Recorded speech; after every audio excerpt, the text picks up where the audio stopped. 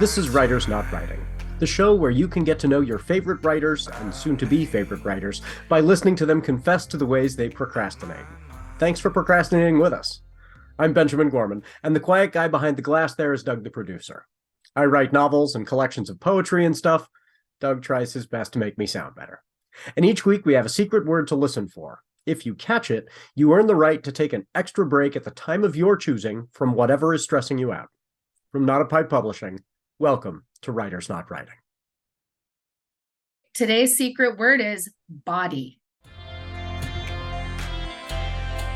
If I take my time. Salutations! Hail and well met, readers and reviewers.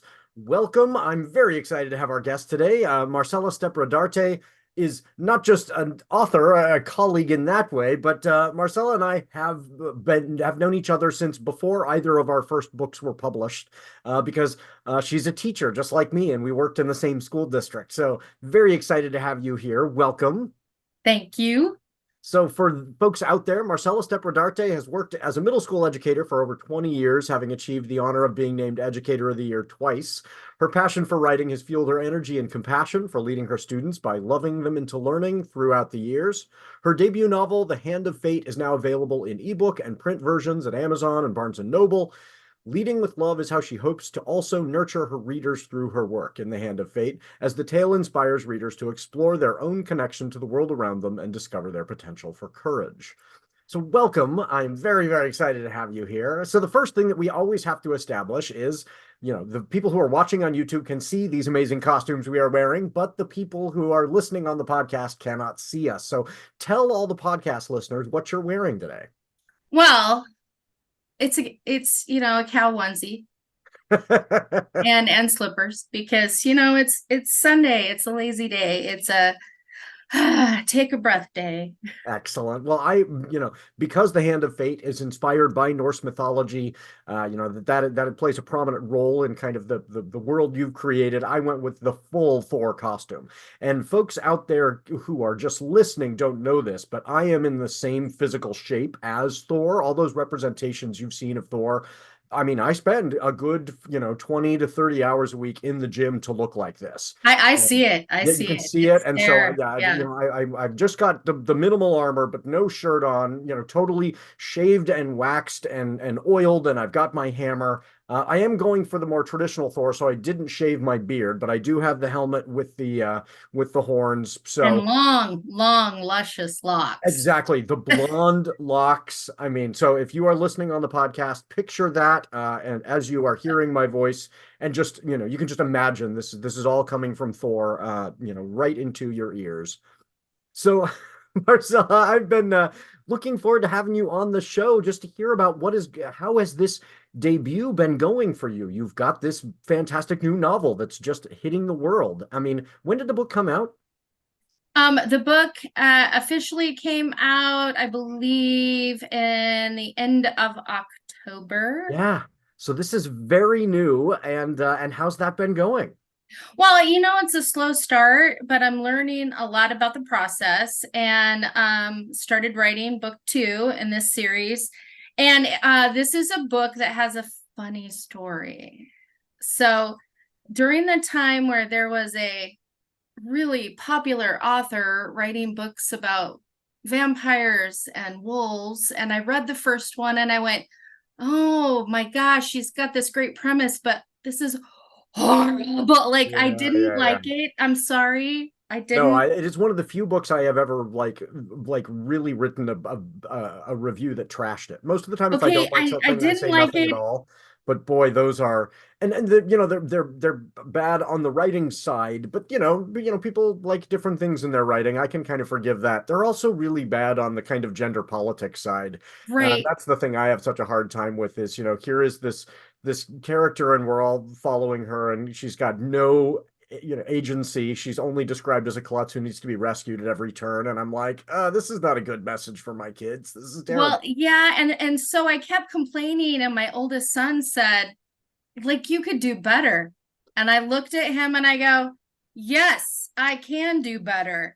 And so I started thinking about this character and at the time I was taking a class on Norse mythology. So that kind of like, there was this legend that they had not established whether it was true or not, about these Vikings that had gotten iced in during the Great, continent division. And they prayed for help, and Loki is the only god that came to their rescue. And he made them like ice, and their wolves, which they had with them, because wolves were the way for them to get to Valhalla, they became able to be human, so they could leave the ice and go bring food back and help them and guide them. But in this book, they're at war, because that always happens, centuries later. It always happens. So anyway, I wrote this book and I shoved it at my son, and I go, told you I could do better. Yeah. And he goes, Mom, this is really good. So but that was years ago. And so it's been sitting on a shelf forever. And I finally went, I'm not getting any younger. I need to do this. So here I am. I figured might as well see how this does, because I did say, yes, I can. Right. Well, good for you. I mean, yeah, I wrote 6 novels, depending on how you count, 6 or 7 novels. One of them was so long that at one point I split it before my first one that I felt was ready to publish. Like, I think readers out there don't know many, many years go into the work that we do in this field. I wondered if the Sum of Gods that you wrote, if that was just out of spite. Yeah, no, mine was out of spite. Yeah. No, mine was Some of Our Gods. My first published novel was me kind of processing the pain of losing my religious faith and saying, how can I make that something that's funny for others? So it was underlying this, comedy. I mean, it's a satire. Is this, it was not people who have been part of a religious community and lost it. No, it is a real loss. Like I lost, it really is a loss. Yeah, and so. And then how could I turn that into something that was fun and funny for others? But that was my 7th book. Like there are these books that are sitting in files, in some cases printed. I mean, it goes way back. Right. Before we had everything on. I've got them on diskettes. I found some so do I. diskettes. I have so many zip drives with other books or things that I've started and I want to finish, and all different genres. Like it goes the gambit, depending on. And good for you for saving it. I mean, there's one of mine where I think that might be worth returning to, but a lot of them were just books to learn on, like, I'm exactly not where I want to be as a writer. This is not good enough yet. And so that's, kind of part of the process. There's a thriller. How long did it take you to write Hand of Fate? I would say okay. So I thought, I'm a thinker. So I think about it. I obsess over it. I dream about it. I think, and then I sit down and I write it in a weekend. Oh, wow. My draft is like done. And I'll fly through it. I won't eat, I won't sleep, and then I'm good. I don't know if I can do that anymore though. Yeah. I might be too old for that. One of the authors I've worked with, Miko Azul, who you would love, her Demons of Morelia books. She's got a duology so far, and I'm hoping continues them. But the first book, The Staff of Fire and Bone, she worked on for 10 years. 10 years for one book. And I think people out there that, they see our final product and they think, oh, this thing came about in no time flat. And they're used to forms of entertainment that come together more quickly. If somebody's putting on a play, they put on a play they rehearse for months, but not 10 years, and so it is an art form where a lot of work goes into it first. Just so you know, I wrote this when my oldest son was 16. He's 32 now. Yeah. And it doesn't resemble that first draft hardly ever, because I have I think I probably have revised it like 20,000 times, it feels like. Yeah. And then I had to revise it again because when it was edited through the publisher, she didn't understand a lot of my poverty references. And I kind of had to stop and talk to her. I go, you've never been poor, have you? Yeah. And she goes, what do you mean? I go, everything in here I've lived. Yeah. This is poverty. And she goes, seriously? Yeah. Yes, seriously. I once went and And saw a speaker who was talking about writing her YA novel, and afterwards, in the kind of Q&A time, somebody got up and said, "How do you, how do you get to know young people so that you can write the right kind of YA voice?" And I'd not read this person's book, so I cannot speak to how accurately. But she said, "Oh, I've got a couple of nieces, but really, I don't know any young people." And I was like, oh no, like you and I actually work every day in, day with out young with people. young people. And so when we say this is the way my students speak, this is it's not just the way they speak, these are their very real concerns that I can respect and bring into a story rather than treating them like art teens weird and put them at arm's length, but like no, they're dealing with very real things, and we can Well, bring that into our work. I like she think even it's a brought huge in, advantage. why would this character wear this to high school? Because it's all she has, it's poverty. Yeah. But she wears the same thing every day. And I go, yeah, I have Yep, a lot that's of some of our students who kids. are poor and wear the same thing every day.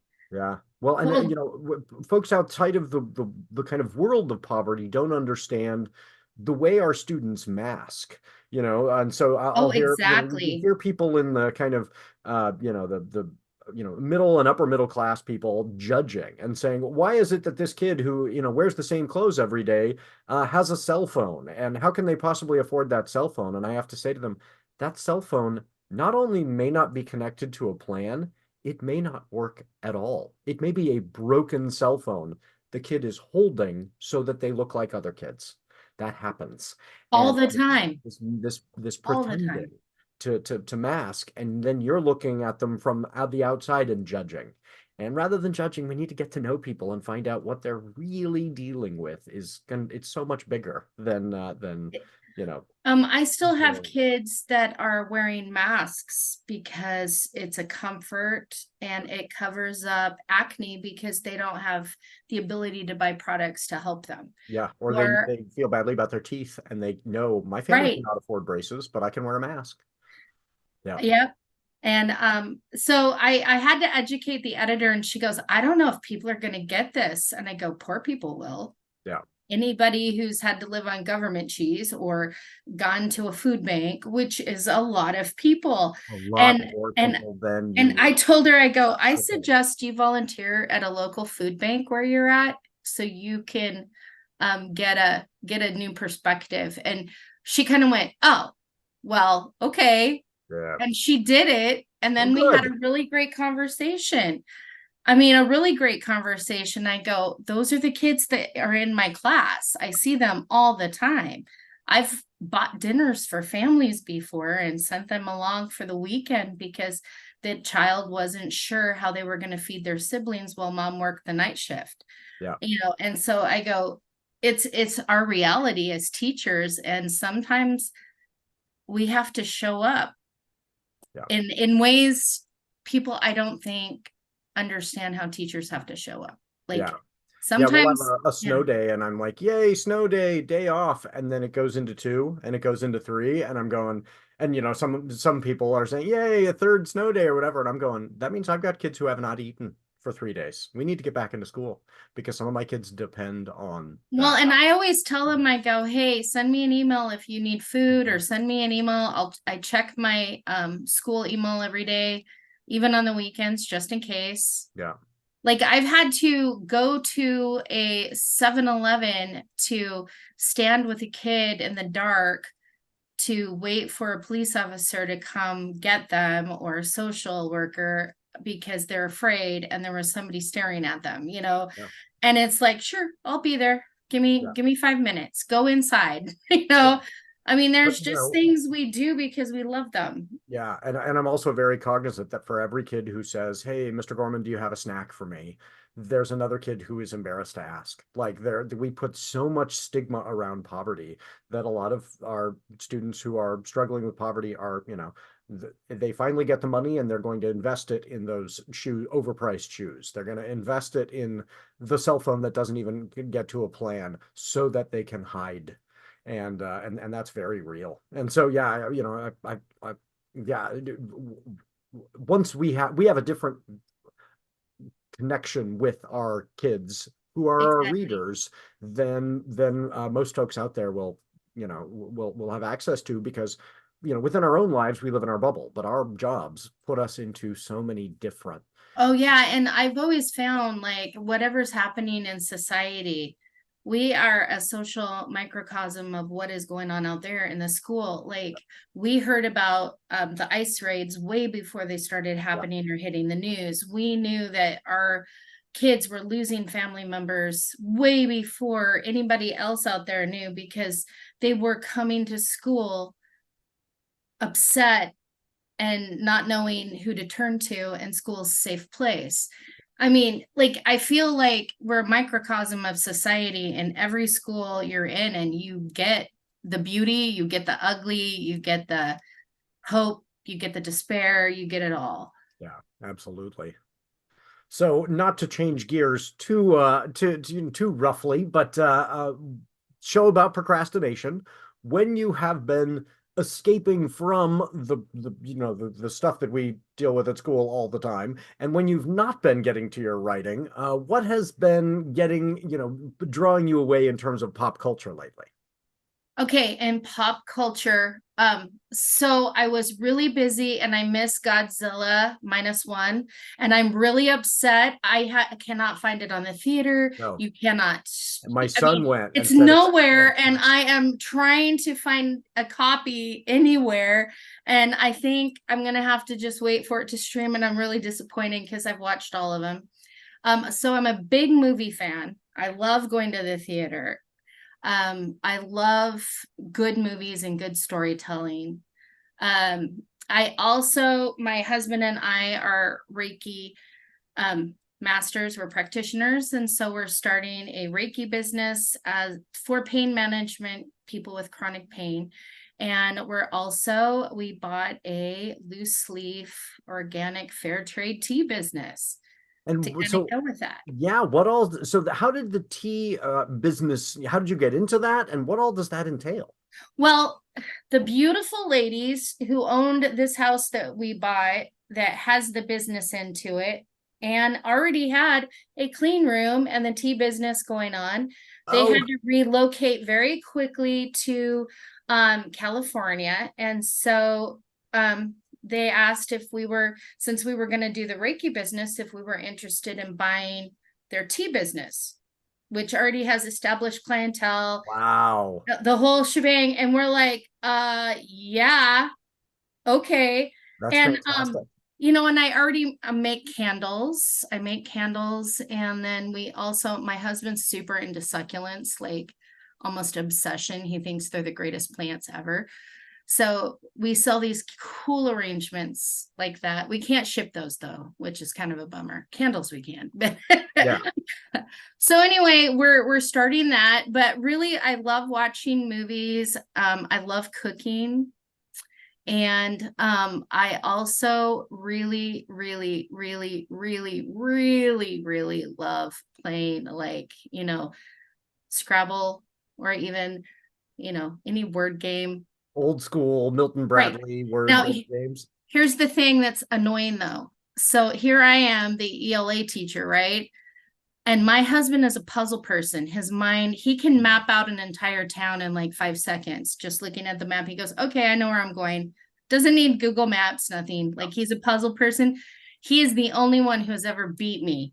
Like, I mean, beat me, because he can puzzle the letters. Yeah. I might have a bigger vocabulary, but the man can puzzle. So yeah, I'm a terrible speller. And so I'm like, oh, I've got this enormous, and completely superfluous vocabulary. Like, there are words that I know that no one needs, but I don't know how to spell them correctly without looking them up. I tell my students all the time, use your tools. Like, I'm grabbing a dictionary. Or you're tired and you're typing and you're like, how do I spell believe? Right. I know that I have written too long when I'm starting to misspell the. HT, right. And then I'm second guessing myself, and I'm looking at it and I'm going, is that right? Oh, it's 4:30 in the morning. Like, I think I need to go to bed now. I don't even know how to spell 3-letter words. Starts to look like it might be plausible. Okay, Ben. Okay, we're twinsies there.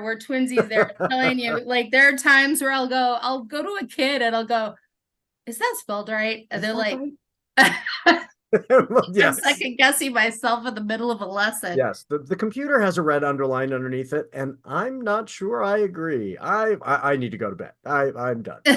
Um, When you so start fighting with spell check, it's game over. yes. So, but I'm interested in this the not just the Reiki business, but the kind of practicing. How did you get into that originally? Okay, so my husband was is disabled, and he had had a heart attack, and when he fell, his back had already been, bad.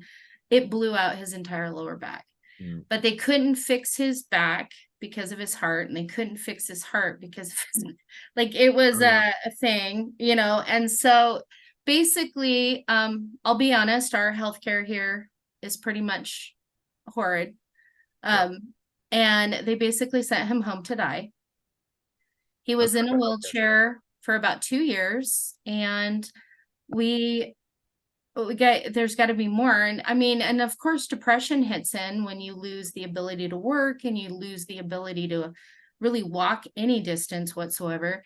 And he decided, he goes, I have to either choose to die this way, or I have to choose to live this way, And I had always wanted to pursue Reiki.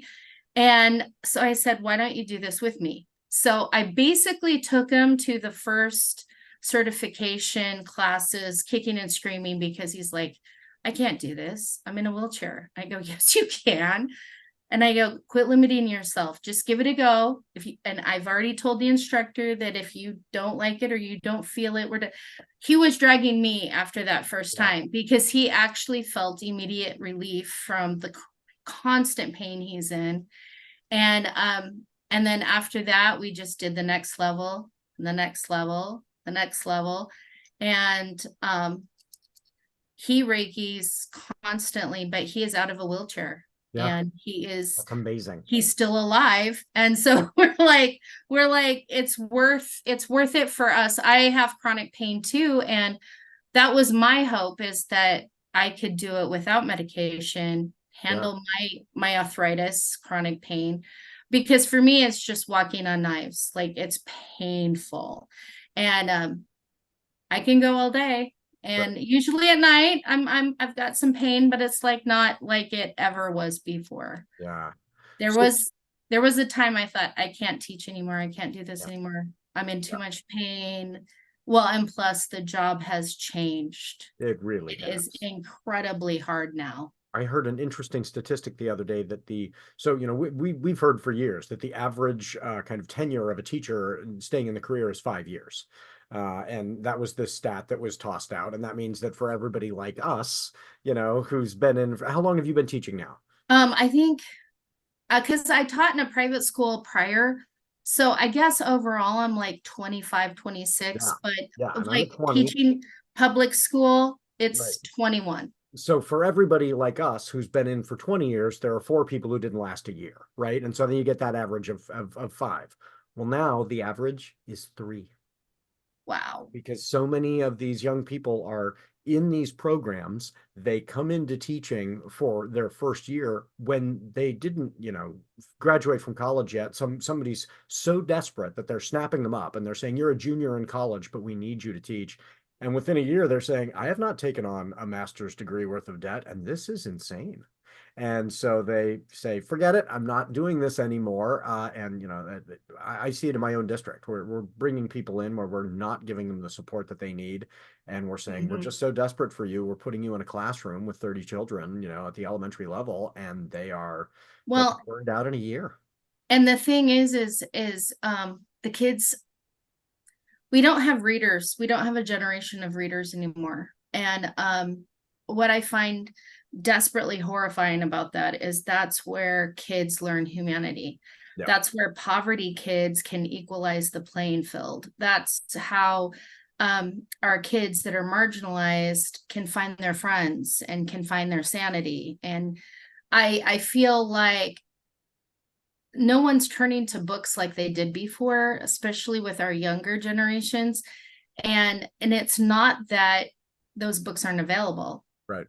It's that their parents aren't either.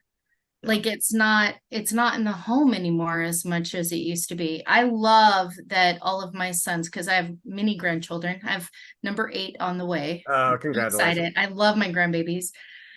You know how you get baby fever when you're a grandparent? It's like my baby fever is grandbaby fever now. Yeah. It's like, give me grandbabies. I have one child, and I've told him he needs to have 5 children. So And I want to raise one, and I want to have like 5 grandchildren. well, And he just kind of rolls his eyes, and he's like, "Whatever, Dad." yeah, and my sons and my daughters-in-law, they read with their kids all the time. Yeah. I mean, I'm so happy I instilled that in my sons. It's like we read every day, like every day.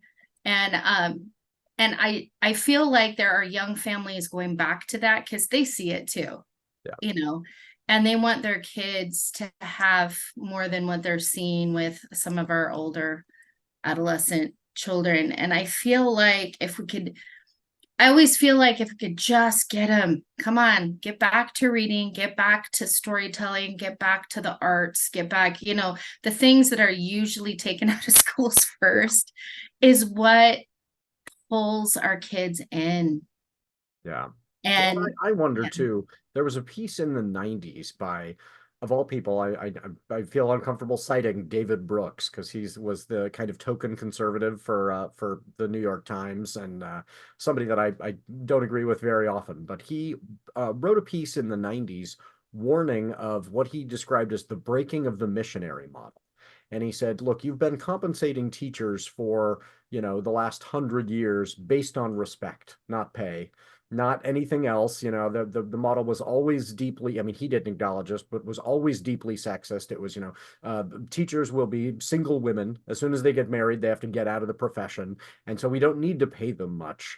And if somebody is a, spinster would have been the term they would have used, she can live on single woman teacher pay, right? And so we're not going to compensate these people like professionals, but we're going to afford people who go into the profession with this respect in the community because they're our local teacher.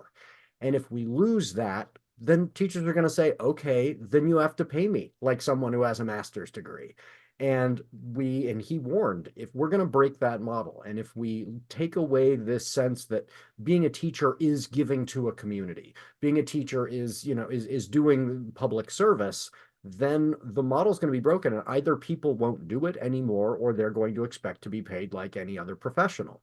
And it has taken 30 years from when he wrote that piece, but I think we are really seeing, and I look at this younger generation of teachers, and they're saying, I expect to be paid, and I'm sick of people treating me like what I'm doing has no value. And it's not the students. Like our students are lovely. Like I don't have a problem with the kids. It's that when you go home, there's no sense that the broader community is saying teachers are the building democracy every day. It's so true. Well, and here's the other thing. So I had gone to my husband and I had gone to like it was a concert, but the person that had been talking, he stopped and he goes, I wanna shout out to all of the military, the police, the firefighters, and then he goes, and the teachers, because they're dying for our country too. And I just was like, okay, thank you. He didn't have to say anything more. Like, right. Everybody knew what he was talking about. Right. And he goes, and shout out to the students who survive. And I just was like, dude, yes. Like, I just thought, okay, how to put it all in place in a way nobody was offended and everybody knew what he was referring to. Yep. And you will be shocked at who it was. Go country star. Vanilla Ice. Oh, really? Yeah, wow. We just went to the concert and it was like super fun. It was stupid. It had Teenage Mutant Ninja Turtles and go ninja, go. It was great. But I was like, way to go, dude. Okay, all right. I was like very pleasantly surprised because you would not have expected that. And I was No, like, I would not. I would not expect any kind of deep political insight or sensitivity from Vanilla Ice. and then his big thing was he goes, "Hey guys, don't listen to the politicians. We're America. You make your own decisions. Just don't. Just Yeah. quit with the divide. Refuse to be divided. Refuse." And he goes, "Let's get back to the 90s now." And then he just moved on to another song, and he did sing some country, which I was like, "Oh, alrighty then." It was a very shocking kind of concert. Yeah. Not what I expected. So I mean, talk about pop culture, going to see Vanilla Ice. So what about in the news? What has been drawing your attention away from your work lately? I would say, I have been reading up on, the Israeli Pakistani issues, of course, and just seeing the extreme kind of fervent sides of both and how people are supporting one or the other. But what is still kind of pulling me now is I have a couple children. I have a Ukrainian refugee, and then I have another student whose mother is Ukrainian, but her father is Russian. Yeah. And More so common than we think, yeah. right. And I have the inside scoop on this altercation still happening, but now we're not hearing anything about it. People are still dying. Buildings are still being bombed. Yeah. Their family has had to flee the Ukraine, and they had to basically try to get into Canada. Yeah. Try. And they have their money, they have this, there's just nothing to buy. There's no coffee, there's no sugar, there's no salt, there's no flour, like there's nothing to buy. And so they're trying to get as much goods over there. There's no medical supplies, there's no diapers, no bottles, no formula, no nothing for them to even get. And so not only do you have to move at a minute's notice, like just leave if the bombing is coming towards them, but then a lot of families have lost both parents, even some grandparents, brothers, sisters, aunts, uncles, because they have to fight in the Ukraine. And it is very scary. And every day this little girl gives me an update. Hey, we finally got through to call, a cousin or whatever. And here's what we found out, like some things are better, some things are worse, and yet no coverage. Right. There's nothing. The story has ceased being interesting enough for American, attention spans, which is really, frightening and sad because, yeah, I mean, I try and think about from the perspective of a civilian on the ground in Ukraine, in Palestine.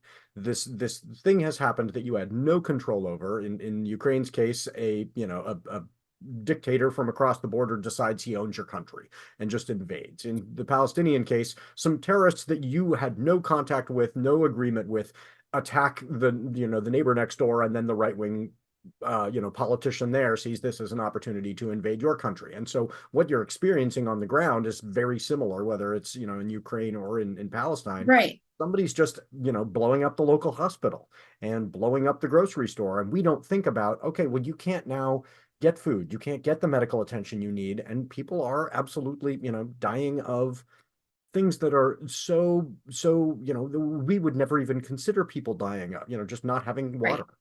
Right. Or prescriptions, life-saving prescriptions, right. Or that kind of thing. I guess one of the relatives of the girl, he is diabetic.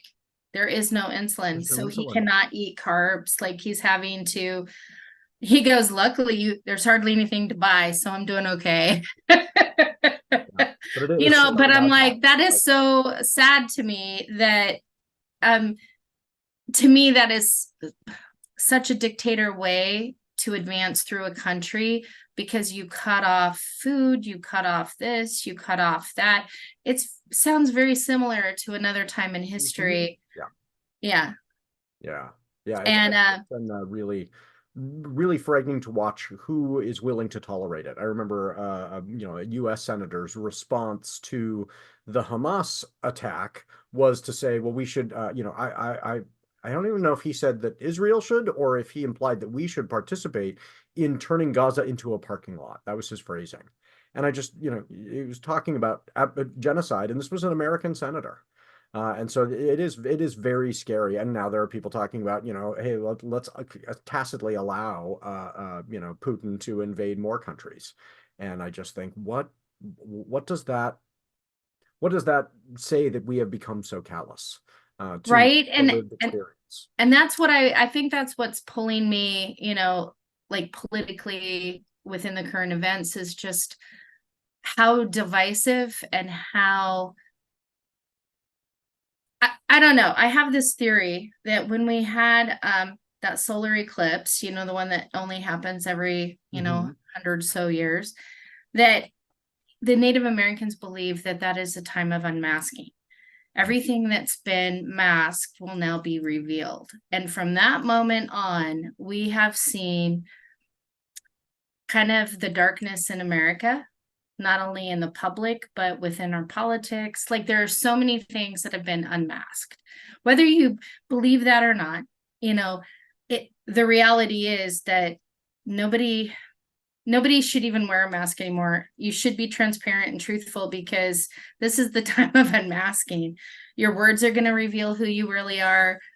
Your actions are going to reveal who you really are, and people will notice. And it's just interesting to me how many people, like within politics or even those in the public eye, that always gave me the, like the heebie-jeebies, are now like, oh, I was right in feeling that way about Showing that their person. whole asses. Yeah. Yes, Yeah. absolutely. Unmasked, totally unmasked. And I'm like, ooh, not good. Yeah. And I mean, all we have to do is kind of sit back and watch, and put our alliance and our energy where we know we can make a difference. Right. Yeah, which is, I acknowledge, very challenging. Like, there are a lot of times where I'm like, and what can we possibly do about it? But yeah, it is a scary time of people revealing attitudes that have been there all along. I also have to be really cognizant of the fact that there were people who were entirely aware of this, and I had a lot of privilege to not be aware. Right. And so it was, exactly. Friends, people of color, women knew a lot more about the deep sexism in our society than I had to be aware of. And so some of this unmasking it's really just unmasking for us. Like, we're catching up with what people around us were totally aware of for, hundreds of years. Well, I'm glad you said something like that, because I know that I took an anti-racist teaching class at Western Oregon University, and because I needed to know more, and I needed to know where I had been conditioned. I guess I wanted to know exactly what my conditioning was, and because if you know more, you learn more, you have to do better. Yeah, I want to do better.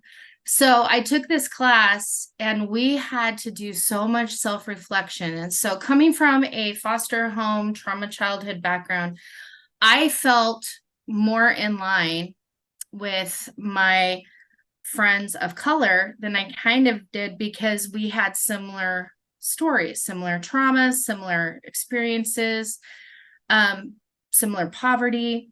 And so I felt, because of my disadvantage, I didn't really have the privilege that a normal white person would have. And I was wrong. I mean, my attitude is that I didn't really have privilege because I lived the same life you guys did. I did not. right. Upon self-reflection, I had to realize that even in the foster homes, I was given less of the icky work or chores. I was given leadership roles, even for kids of color that were older than me. I was given opportunities at school that they were not given. I was given respect and compassion, whereas they were not. And there were so many things that I had to really realize that I was believed when I told my story. They weren't always believed.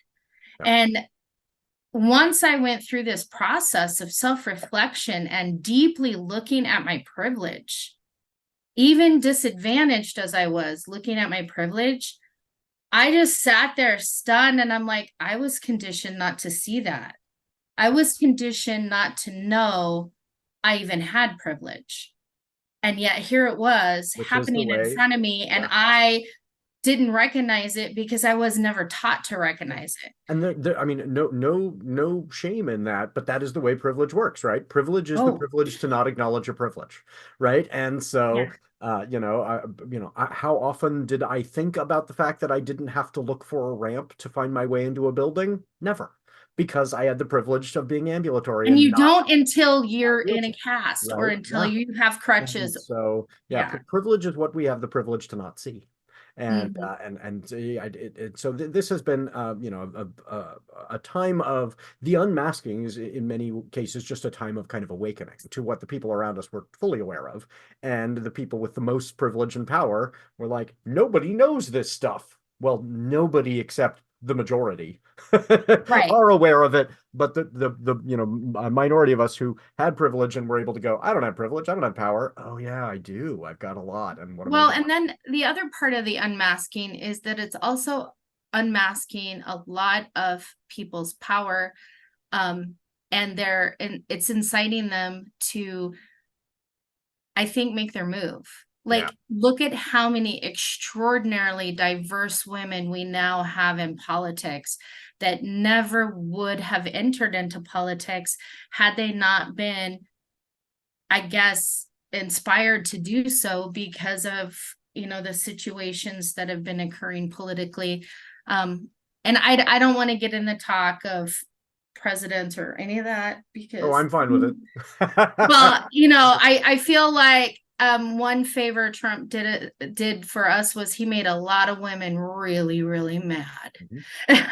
and Yep. and they rose to the occasion. How Yep. many That's diverse women of diversity rose to the occasion? Like, we have more Native Americans, more Black Americans, more Hispanic American women, Latin American women that are now in political offices that come from very humble, normal, you know, backgrounds. And I'm like, you go, girls. right. It's like But we I'm kind of torn have about that. some, On the one hand, I'm like, it is wonderful that we have, people in power who are more representative of our actual population. That is wonderful. right. On the other hand, we have a long, long history of saying, hey, Black women save us from ourselves. And so I am leery. I look at the stats from, the way people are polling, and I'm like, if this is another election where, white men and white women all say, this change is too scary for me, and are heavily favoring, and then those of us who are saying, no, I'm actually concerned about people of color, are going, yay, thank you to the people of color who rescued us from white people. Like, that's not great. Like, we need to be leaning on our fellow white people to say it is not the responsibility of people of color to make sure that people of color can live safely in this society. What are we going to do to change ourselves so that we are not saying, oh yeah, I really like the guy who's threatening to put 10 million people in cattle cars. I kind That's of scary as really, shit. yeah, I want the end of old white men ruling our country. I want the end of that. Yeah, We need to be done. yeah. And we need to be done with that mentality and that whole status quo. We have to change with the times. And I feel like the reason other countries, like even through education, through just not so much their politics, but how they're caring for the citizens of their country, has become so much more, I think, communal, and we lack that here. I mean, and that is And I political. mean, do we But have great I agree. communities? Yeah. Do we I have saw great this great communities? post We that do. said, my most radical socialist idea is that people should have food and housing. That is Right. socialism. Like, in the United States, we have gone so far to the right that saying people should be able to eat is now, someone will yell socialist at you for saying, when we're handing out granola bars in our classrooms, that's now considered wacky far left socialism. And And we've had to do yeah, it for the fine. complete 20 some years we've been Exactly. teaching. The things weird, We one have, of the things I'm yeah. always struck by is the stuff that I am teaching has not changed, and the way it is seen has changed dramatically. So I am still teaching about anti-racism, and certainly my vocabulary around that has improved because I've, studied and I understand things better. But the basic concepts that I'm teaching about feminism and anti-racism have not changed in the last 20 years, and now people are opposed to it. And I'm Well, like, what, I'm teaching you to know, kill Mockingbird. I'm I teaching the taught book, the right? Holocaust, I'm a Right. Holocaust educator as well. And I taught that because it was a great way to teach the roles of I guess the different roles people take when it comes to when we're bullied by our own government, so to speak. And I feel like we have a lot of bystanders, and we have a lot of collaborators of the tormentors. And those collaborators are often worse than the tormentors because the tormentors rely on them Oh my to get the gosh. job done. You will You know what I our mean? different And careers. This is how our different careers kind of overlap. Have you heard about what happened with Worldcon this last? no, So the Worldcon is this giant science fiction convention that gives out the Hugo Award, which is the biggest award you can win, one of the biggest awards you can win in the world of science fiction. And this last year, the award was going to be it's given out in this very strange way, where the committee of the city, that is the hosting place, gets to decide who is on the ballot, essentially. And that allows the larger organization to say, it's not our fault. That was, this conference. But the conference was being held in Chengdu, China. And the Worldcon larger organization, kind of in collaboration with, but also in kind of getting ahead of the perceived censorship, said we're going to take the following books by Chinese American authors off the list.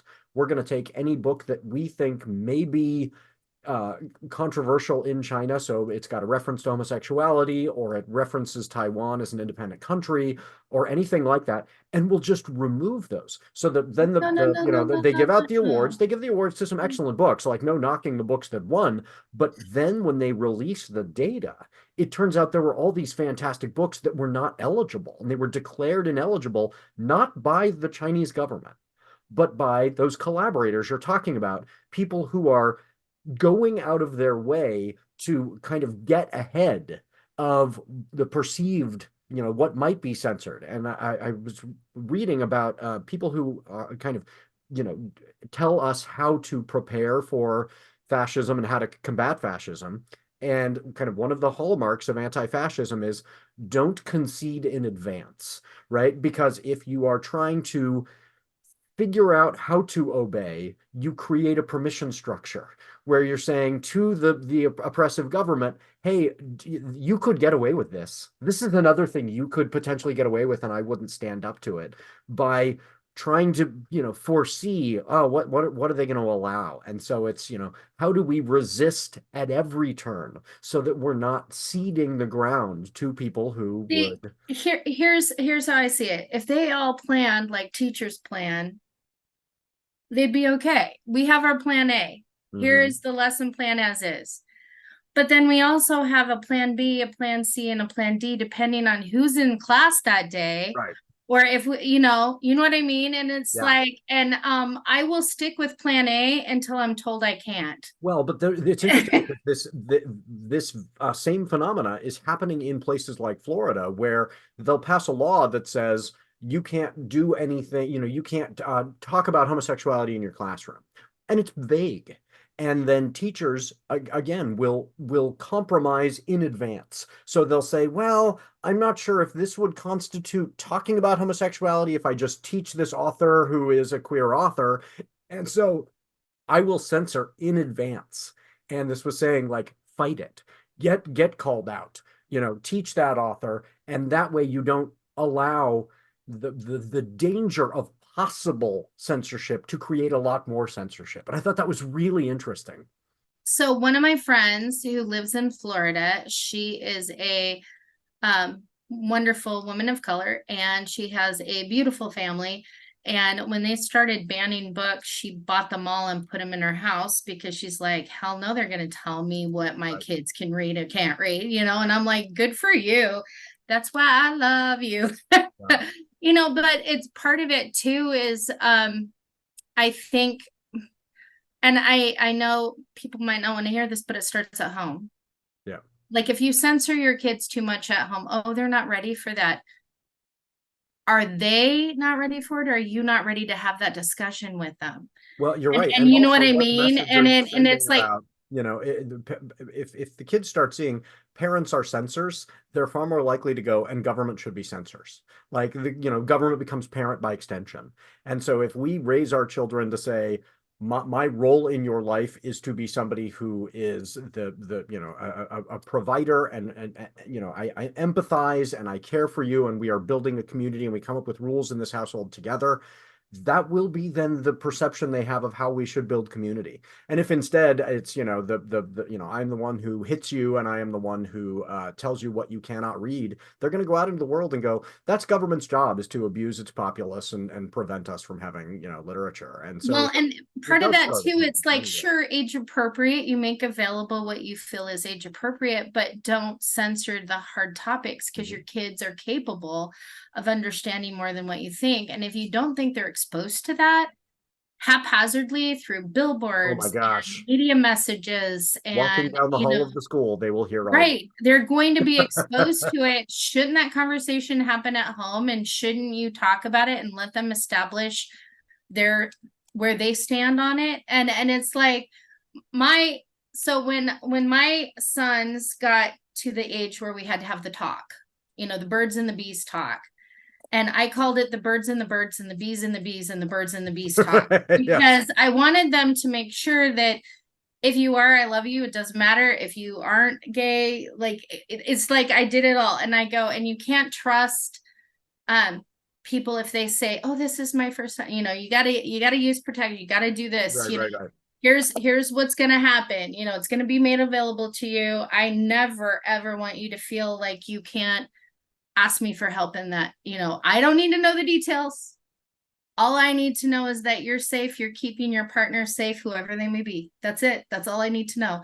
And and it worked out really well. And the boys, some of their friends were shocked. They're like, your mom said what? Your mom did what? But I wanted them to know, you always have a home with me, you always have love, you always have connection, whatever it is. I mean, they're all heterosexual, cisgender. And one of them goes, were you hoping for something else? Well, I just wanted to leave the door open just in case, Yeah, my son and I laugh a lot. My partner Crystal's always making fun of us for being the the two cishet white guys. We'll just go, yeah, but we know we're the worst, like cishet white guys. But you're right about learning to, once we know better, we do better. And so very much with my son, it was the talk, the same thing. But then Crystal pointed out something to me that I had not thought of, which was, he goes off to college, and he's, we're like making sure, okay, you've got, we're doing all the shopping beforehand. And so we're loading him up for his dorm room, and we're like, you need to have condoms in your room. This is just a part of being an adult, And then Crystal says, you should also have tampons in your room. And I was like, I would not have thought of that. Like, that's the kind of thing, hey, you're going to have people over, and you can be the guy who is sensitive to the fact that women have needs that you don't have, and you can be the person and I was like, that's pretty cool. So now my son is the guy who's also got tampons in his dorm room, and that's cool. I'm very proud of the person he is becoming, thanks to Crystal, not me. That is awesome. Yeah. So one of the questions I always like to ask authors, just so folks can get to know you a little bit, is about kind of that the Rorschach that some well-known storytelling models and universes allow for us. So I always ask folks, if you were in a either a D&D world or like a Star Trek world, what would be your race in that world, and what does that reveal about I you? can already tell you. Oh, I'm a Star Trek fan. And I'm sorry to say I don't really like Star Wars because it's not very well written and I kind of have issues with it. But okay, is the idea great? Sure, but okay, write better, do better. All right. Anyway, that's my thing. I'm not a Star Wars fan. My husband is though. So, but he also appreciates Star Trek. So I would want to be Jean-Luc Picard's daughter and carry on in his footsteps. So I would be human, but I have to specifically be like his daughter or sister or something. Like I want the last name Picard, just saying. Yeah. And my middle son, I wanted to name him Sean William Luke, so I could call him Sean Luke. John Luke, yes. Very and so everybody, and he was a preemie, and he was so tiny. He was like from here to here when he was born. Yeah. That's such a long name. Why are you buckling him down?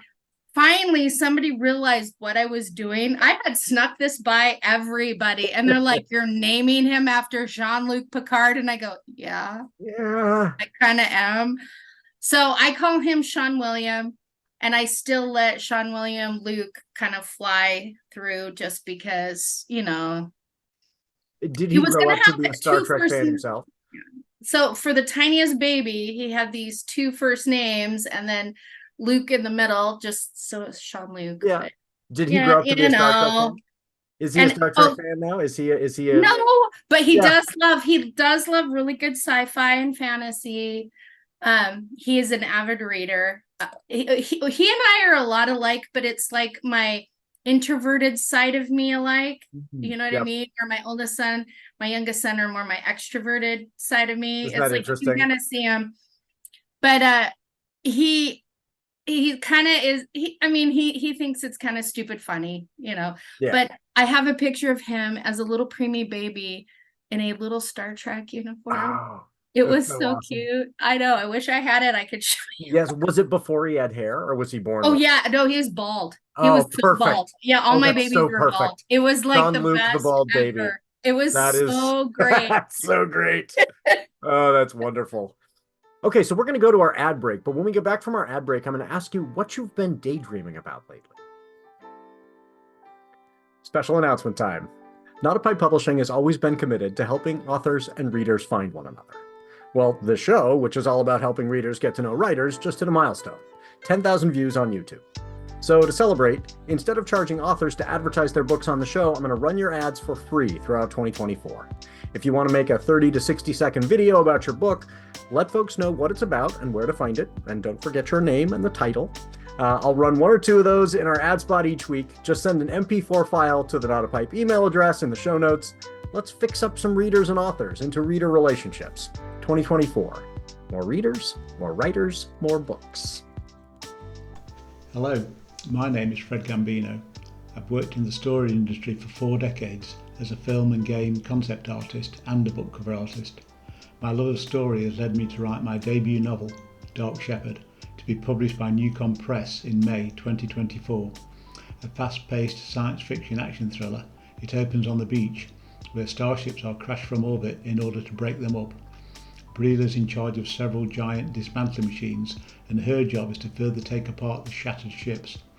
Semi-freelance, she is one of many teams who work the beach, making money on the load she collects and sends to central processing. But the beach is a difficult place. Subject to misogyny and racism, she is unjustly fired, setting off a sequence of events that leads to her fleeing across the galaxy in the company of a ragtag group of misfits, pursued by agents of the ruthless and politically powerful Church of Second Light for a secret she didn't know she possessed. Only Brill can locate a mysterious rip, a wormhole that will leave humanity vulnerable to an ancient enemy, and only she stands a chance of closing it. Available for pre-order now at www.newcompress.co.uk. An Accidental Hero, a mostly true wombat story by Laura Rediger and Debbie Palin, is based on events during the aftermath of the Australian bushfires in 2020. Rescuers discovered animals sheltering in wombat burrows. Wombats were praised for providing a safe refuge underground. While they didn't invite other wildlife into their homes, they did truly become accidental heroes. The book is written as a newscast, with koala and emu at the news desk. Field reporter Kangaroo introduces readers to Wombat and her new friends. An Accidental Hero, a mostly true wombat story by Laura Rediger and Debbie Palin. A STEM picture book published by iFrigPublishing, available at ifrigpublishing.com or wherever books are sold. For more about the author, go to lauraredigerbooks.com. Welcome back, everybody. So, Marcella, what have you been daydreaming about lately? Okay, so I am working on the second book of my series. And so my ice demons in the book have qualities of ice. So I've been daydreaming about ice realms and ice castles and ice. And you know what keeps happening? You know that one scene in the old Superman when Christopher Reeves goes to the ice caves and that has the crystal? I keep seeing that scene in my head over and over again. And I'm like, that's not what I want. Knock it off. Yes. Go back to what I need. So anyway, I've been thinking about ice a lot. It's like I'll look at ice in my cup and I'll be like, oh, I could have him do that. But the other thing is I had started a book, and it is an erotic thriller, kind of a, whodunit kind of thing. And I kind of hit a wall of where to put the body. And so I've been kind of daydreaming, like, if I put the body here, what would they do? No. So I randomly started talking about it with someone who wanted to know more about this book. And I went, oh, I know where to put the body now. So now I can work on that book too. But now I'm visualizing, is that the right place for the body? Like, where you put the body in a thriller is really important. Well, and also how soon in the text you reveal it. Like, that's really, Exactly. They say body on page 1 a lot of I have heard that as advice, to get people hooked. So do you start with the body? Like, it's a tough call. Well, it's an erotic thriller, so I kind of started with sex. Well, that's and then moved a into good the bet body. for that. Yeah, I think know, that's a there better you go. bet. You don't want to But, have, buy this erotic thriller, and then the first thing is people are repulsed. Like, that's not that, I know, and it's like I'm kind of like, I don't know how to start this, but I've been thinking about this a lot now. And what's interesting is it's kind of cathartic in a way, because some of the abuses towards women in the book are things either I've experienced or through foster care met girls who have experienced it. So in a way, there's a darkness to it that may offend a lot of people, but it actually really happened to women I know. Yeah. You know what I mean? So it's not going to be a pleasant read, and it's not a pleasant book to write. And I seriously hit a wall because I go, where do I put the body? Where do I, and I remember sitting at my desk and I'm just staring at the screen going, and I yell, honey, should I leave the body in da da da da da da? And my husband at the time was accepting a package at the door. So our delivery guy heard his wife goes, where do I put the body? I think a dumpster's too cliche. That's awesome. And so it was really funny. My partner's a writer. This happens in our household. I know, he just said it's okay. So this particular book I often daydream about, because I want to write it well for all of the women's stories that are entangled in it. And I want to write it well because there's some truths in it that are very dark and are a part of a lot of people's lives. And one of my favorite dancers, Michelle Sorensen out of Utah, she said there is beauty in the ugliness of being human. And there really is. And I really love that about her, because she celebrates it in her dance. And some of the movements are very ugly and beautiful at the same time, especially when the theme that she's dancing for is humanity, like being more human. And I think that without our ugly, we can't find our beauty or the parts of us that are worth saving. And so this particular book I do daydream about a lot, because it's a hard one. Am I done? No. It could be the one I work on for 10 years. I don't know. Right. But that's okay. So, which leads me to my next question. If folks want to find your work online and follow you so that they can be ready when in 10 years that book drops, where would they find you? Well, I have a website, and it is marcellastepprodarte.com. And then also, I do not have like a Facebook, but I definitely have a TikTok account that I've done some book videos on. And I'm hoping to, be brave enough to like do more of that. Yeah. I appreciate your videos, because I'm like, okay, I can do this. And I have not posted. Mean that I'm setting the bar low, but that's and you know what? It's higher than mine. Do it. You just put some phone in his face and by talks, then I'll have more social media action happening. I just have to get brave enough. And the other part of it, but my website definitely will be updated, and it's definitely a great place to start, and where to locate me on social media as well, as I finally figure that out. Yes. So what do you have any recommendations for who else I should have on the show in terms of guests? Anybody come to mind for you? Okay, well, my friend Chalice actually invited a quite famous erotic romance writer to my first signing. And she is quite lovely, and her name is Victoria Nelson. She has written a lot of books. In fact, she is quite popular in that genre. Yeah, I'm absolutely writing that. Victoria Nelson, is she local? She is, I think she must live in the same town, Cottage Grove. Oh, yeah. But she's in Seattle a lot. And then another lovely writer is right here in Salem, Tiff Reagan. So she has written 2 books. So the first one is Be Happy Bitch, and it is a self-help book. And for people kind of having some mental health or self-esteem issues. And I've actually gone through the book. It's absolutely beautiful. She did a beautiful job. But she also did a kind of teen version called Be Happy Babe. And what I love about it is I have used it with my LGBTQ plus club at school, affinity group. And the kids, we had some amazing conversations and really looked at self-esteem issues that our LGBTQ plus youth have that we wouldn't even be aware of, like having society negate who you are and negate how you feel. The effect that has on their self-esteem is tremendous. Oh, sure.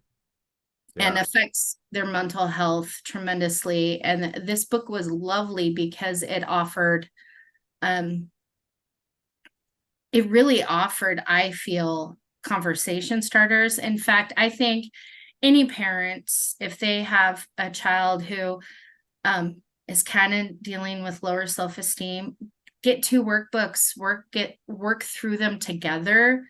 And you're going to have conversations that really mean something to matter. I think Tiff Reagan is probably one of my favorite humans on earth. She's amazing. So she would be exceptional. Yeah. Oh, that'd be great. Yeah. Well, I will absolutely reach out. So before we get to our final advice for folks going into their week, there's some folks I need to thank. Thanks to the artist Max Oakland, who reached out and provided one of his songs for the intro to our show. His song, I Prefer the Dusk. And let Max know you like it by following him on Twitter at Max Oakland with 3 Ds. Thanks to Halisna CCO for their song Kids for the ad break. If you're in a band and you'd like your song used on the show, I'd love to highlight a listener's work like Max's song, so email me about that. Thanks to Doug, the producer, for making this show sound good and taking the blame when it doesn't. Thank you, Doug. Always appreciated. And I cannot forget to mention Writers Not Writing is a production of NotAPipe Publishing. So please go to NotAPipePublishing.com, check out the amazing books written by writers who didn't procrastinate too much. And there's a code in the show notes for a discount at the NotAPipe Publishing store too. So listeners get a discount there. And if you have enjoyed this show, give it a rating and review. We'd appreciate it. And please rate and review when you read a book by any author. Check out Marcella's book, Hand of Fate, and give it that click that 5th star, give it a review, make her day. It really does make a big difference. So now, Marcella, what are something that you want the audience to think about and kind of take into the week with them?